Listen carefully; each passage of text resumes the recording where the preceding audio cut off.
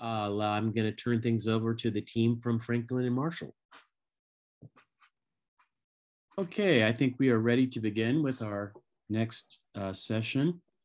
I'd like to introduce Inge Alferink from the National Center for Excellence for Language Pedagogy in the United Kingdom. And the title of her talk is Resource Schemes of Work for Secondary French, German, and Spanish. So Inge, the floor is yours. Thank you, Carl, and thank you for this opportunity. So today I'm going to talk to you a little bit about NCELP, a little bit about what NCELP is, as this is a very international audience, a little bit about our resources, the resource portal that we have where all our resources can be found, and very briefly, 3 associated projects that NCELP also supports. So NCELP is the National Center for Excellence for Language Pedagogy. We have existed since 2018. So in that sense, we're not like the ACTFL, which is really established. We're more like a pilot project that's been running for a few years. Our mission is to improve language curriculum design and pedagogy, especially in the UK secondary scene. And we work with 9 lead schools all over the country, and each lead school has a number of hub schools associated with them that they work closely with. And so we end up with a network of 45 schools, and we do CPD, so professional development with the teachers, and we also have materials, teaching materials, classroom materials that these schools work with, and we have fully resourced schemes of work which are carefully detailed and sequenced curricula, basically.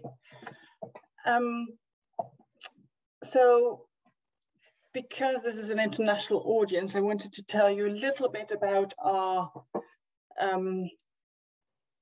setup, really. So we're talking about secondary education in the UK. Actually not in the UK, in England, because Wales, Scotland, and Northern Ireland have their own systems. So it's England. Secondary education starts from age 11. This is called year 7. And typically foreign language educations, especially starts from 0. This is beginners. People will have had foreign language education in primary school, but because it's very disparate, basically in secondary school, they start over again, because you might have some people starting with French, you've had German in primary, or starting with Spanish, you've had French in primary, so it's not consistent enough. So they start from 0 in secondary at this point. We focus on French, German, and Spanish, which are the most commonly taught languages in secondary education in the UK. And our materials are created for users of English. So we use English in our materials, and also we draw parallels to English sometimes. Another thing to note is that our context is a low exposure context. So 2 hours of foreign language instruction is fairly typical of twice 50 minutes. And pupils are likely to have very little exposure outside of the classroom. So it's crucial that we kind of maximize classroom time. All our resources, however, are published under a Creative Commons license that we were just talking about, actually. So anybody can share them, anybody can adapt our resources for their own context, as long as they are credited and shared under the same, published under the same licensing terms. So the main way that we disseminate our materials is through our resource portal, and you can find it on resources.ncelp.org. It looks, the resources on the portal include professional development presentations made for teachers that explain our pedagogy, our influences, and our ideas further, tests that are aligned with our schemes of work and the material we've covered, schemes of work, which I'll talk about a little bit more in a minute, complete lessons. They usually take a form of sequence of lessons 2 lessons every week for 50 minutes or 2 50-minute lessons every week.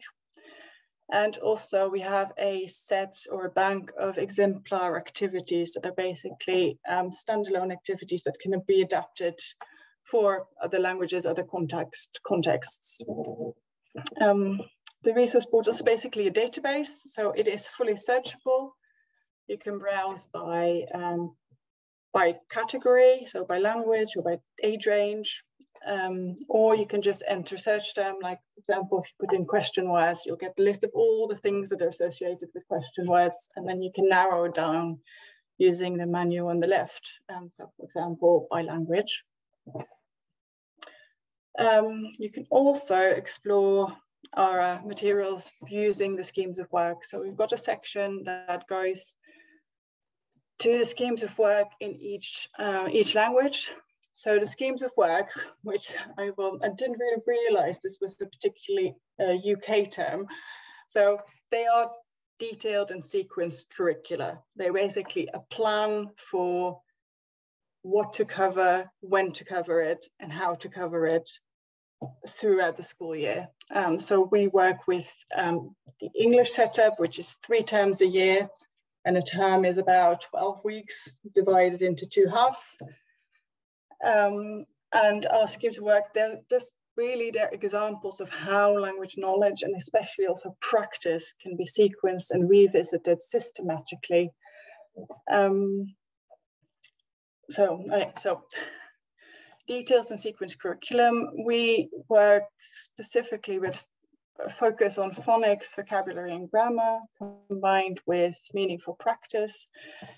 And we make sure that in our schemes of work, these are systematically introduced, systematically revisited, all these 3 areas, and that there's systematic space for practice of all of these things as well.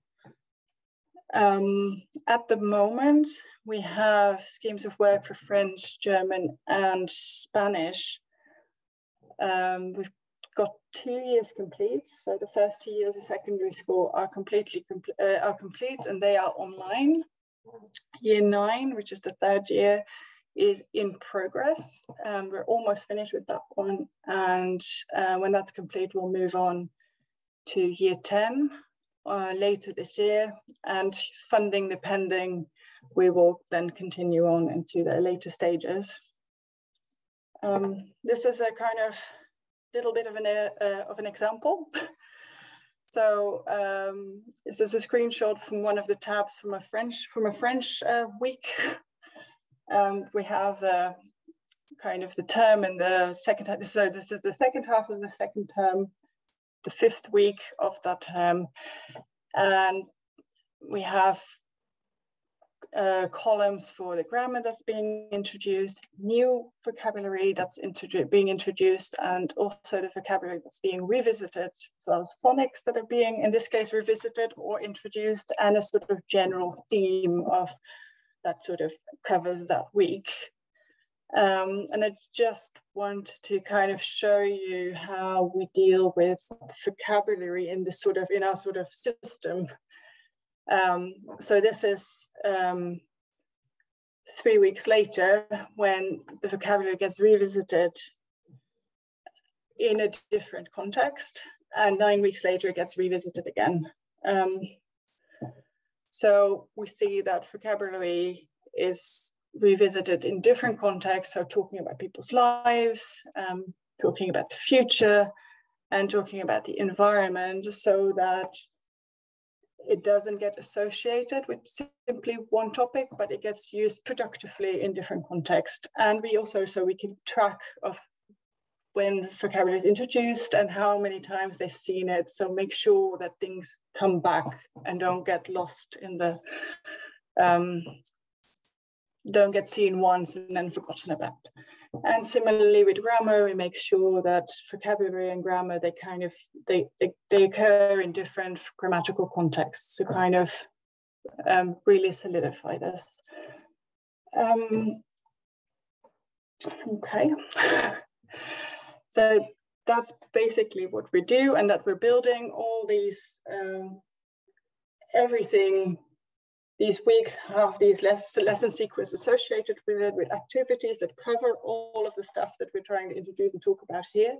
And they can be adopted wholesale. People can take our schemes of work and our resources and just use them, or they can adapt them to kind of fit their own context or fit their own schools.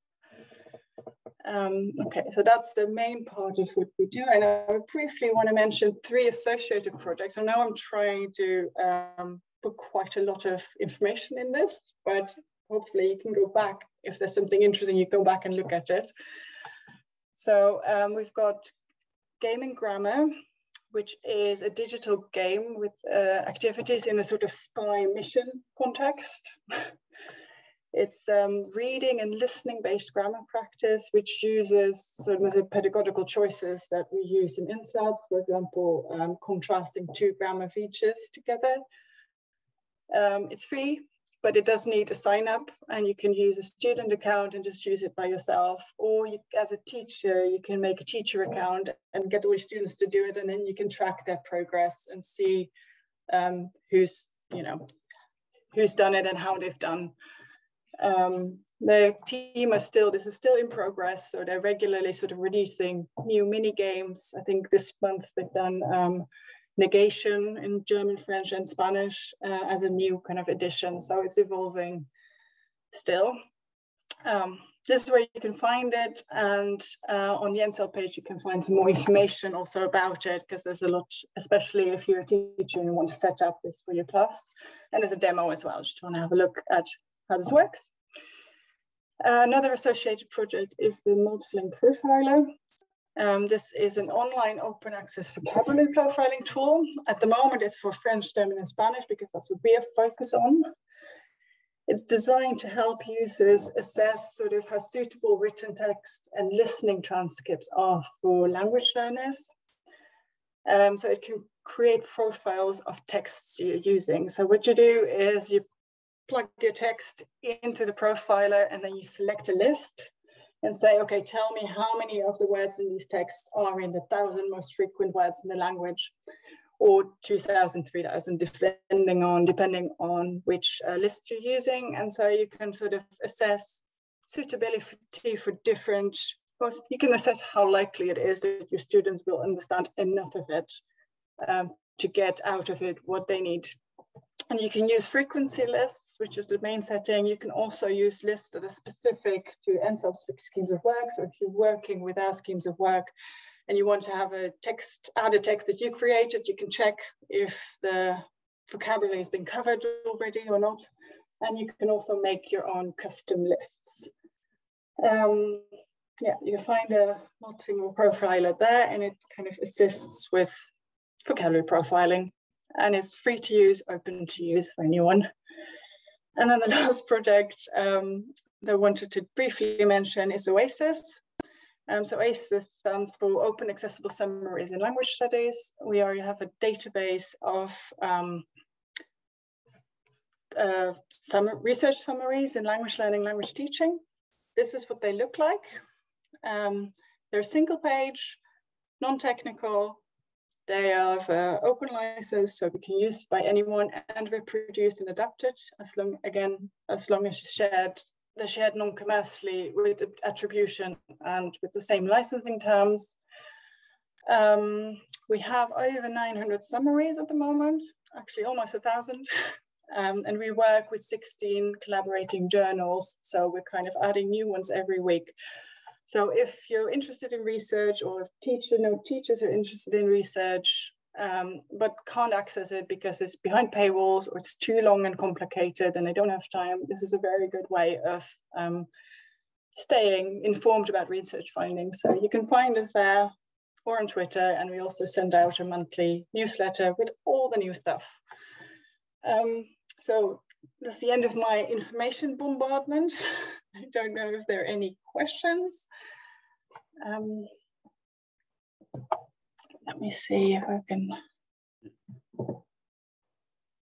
Yeah, so Irina asks if we could if you might be able to drop some of the links into the chat, because people might be interested in seeing Oasis or seeing the profiler. Yes, I can absolutely put all of those in the chat. Right. Give me a minute and I'll pop them in. Yes, well, while you're thinking of doing that, I will simply say that I'm very happy to have this talk here, because NCELP is something that we want to bring this organization from, as I said, from England to the attention of American language instructors, because they're doing really interesting work, and this represents then a database. And while, as you can tell from even the use of the I would say the construction schemes of work, there are differences in the way we are approaching things, but essentially, as I understand it, the schemes of work represent lesson plans plus curricula. I mean, and so you can actually, yes. I'm trying to think about how to reframe this in terms of of an American lingo, but they're very detailed lesson plans that go, yeah. A lesson plan is typically associated with a day or two, but this is really over the curriculum. So yeah, so it's got a sort of arc over the year, and then over the sort of term, and over a week, and that's yeah. Right. That's right. And again, so you can search the database, and you can then explore it in terms of, as she was saying, these different kinds of threads that run through a language curriculum, vocabulary and grammar.